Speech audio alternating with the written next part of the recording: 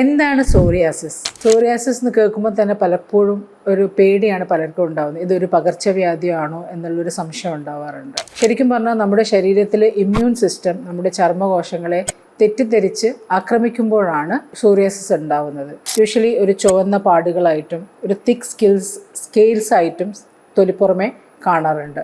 Psoriasis കൂടുതലായിട്ടും ബാധിക്കുന്നത് കൈമുട്ടുകൾ, കാൽമുട്ടുകൾ, അല്ലെങ്കിൽ നഖങ്ങൾ, അല്ലെങ്കിൽ തലയോട്ടി, ഈ ഭാഗങ്ങളിലാണ് കൂടുതലായിട്ട് ഇത് ബാധിക്കുന്നത് കാണാറുള്ളത്. പലർക്കും ഇത് അസഹ്യമായ ഒരു ചൊറിച്ചിലുണ്ടാക്കാറുണ്ട്. അപ്പോൾ അവർ ആ സ്കെയിൽസ് അടർത്തി നോക്കാൻ ശ്രമിക്കും. ഇത് അടർത്തി നോക്കുമ്പോൾ അതിൻ്റെ അടിയിൽ നിന്ന് ചിലപ്പോൾ പസൽസോ അല്ലെങ്കിൽ ഒരു ഫ്ലൂയിഡ് പോലെ വരുന്നത് കാണാറുണ്ട്. പലർക്കും ഇതിൻ്റെ ചികിത്സയെക്കുറിച്ച് വലിയ ധാരണയൊന്നും ഉണ്ടാവാറില്ല.